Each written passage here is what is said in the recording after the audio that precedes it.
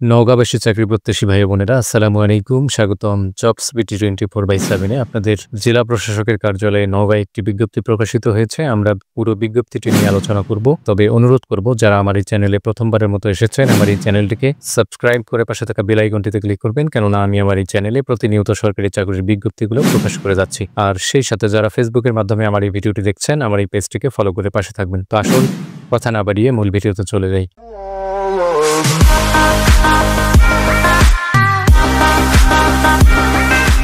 এক নম্বর যে পদটি রয়েছে সেটা হচ্ছে কম্পিউটার অপারেটর, যেখানে একজনকে নিয়োগ করা হবে এবং 13তম গ্রেডে বেতন প্রদান করা হবে। আর এই পদে যারা আবেদন করবেন, আপনি যদি বিজ্ঞান বিভাগে অনার্স সম্পূর্ণ করে থাকেন তাহলে আবেদন করতে পারবেন। তবে অবশ্যই আপনাকে কম্পিউটারের টাইপিংয়ে প্রতি মিনিটে বাংলায় 20 এবং ইংরেজিতে 30 শব্দের গতি থাকতে হবে। সেই সাথে স্ট্যান্ডার্ড অ্যাপটিটিউড টেস্টে আপনাদেরকে উত্তীর্ণ হতে হবে। 2 নম্বরের যে পদটি রয়েছে সেটা হচ্ছে অফিস সহকারী কাম কম্পিউটার মুদ্রাক্ষরিক, যেখানে 28 জনকে নিয়োগ করা হবে এবং 16তম গ্রেডে বেতন প্রদান করা হবে। আর এই পদে যারা আবেদন করবেন, আপনি যদি ইন্টারমিডিয়েট পাস করে থাকেন তাহলে আবেদন করতে পারবেন। তবে অবশ্যই আপনাকে কম্পিউটার চালনা সহ স্প্রেডশিট ও প্রেজেন্টেশনে দক্ষতা থাকতে হবে। সেই সাথে কম্পিউটারের টাইপিংয়ে প্রতি মিনিটে বাংলায় 20 এবং ইংরেজিতে 20 শব্দের গতি থাকতে হবে। 3 নম্বরে যে পদটি রয়েছে সেটা হচ্ছে সার্টিফিকেট সহকারী, যেখানে 2 জনকে নিয়োগ করা হবে এবং 16তম গ্রেডে বেতন প্রদান করা হবে। আর এই পদেও যারা আবেদন করবেন, আপনি যদি ইন্টারমিডিয়েট পাস হয়ে থাকেন তাহলে আবেদন করতে পারবেন। সেই সাথে আপনাকে কম্পিউটারের চালনা সহ স্প্রেডশিট প্রেজেন্টেশনে দক্ষতা থাকতে হবে। আর কম্পিউটারের মুদ্রাক্ষরে প্রতি মিনিটে বাংলায় 20 এবং ইংরেজিতে 20 শব্দের গতি থাকতে হবে।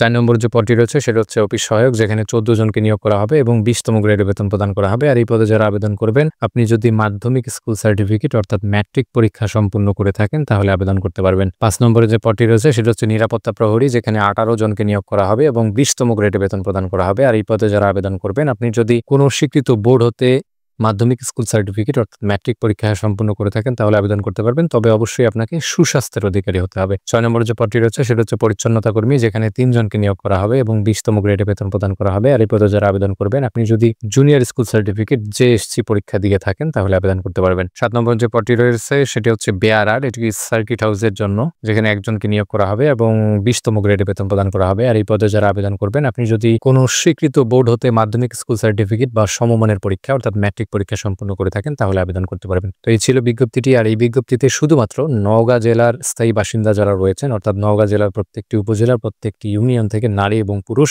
উভয় প্রার্থীগণ আবেদন করতে পারবেন। যারা বিবাহিত মহিলা আবেদন করবেন, আপনাকে আপনার স্বামীর যে স্থায়ী ঠিকানাটি রয়েছে সেই ঠিকানাটি দিয়ে আপনাদেরকে আবেদনটি করতে হবে। যারা অলরেডি কোথাও কর্মরত আছেন তারা যদি আবেদন করতে চান, সেক্ষেত্রে আপনাকে যথাযথ কর্তৃপক্ষের মাধ্যমে আবেদনটি করতে হবে। আর আবেদনটি করতে পারবেন আপনারা এই লিঙ্কটির মাধ্যমে, অর্থাৎ http://dcnauga.teletalk.com.bd এই ওয়েবসাইটটির মাধ্যমে আবেদনটি করতে পারবেন। আর আবেদনটি শুরু হবে আগামী 11/9/2025 তারিখ সকাল 10 ঘটিকা থেকে।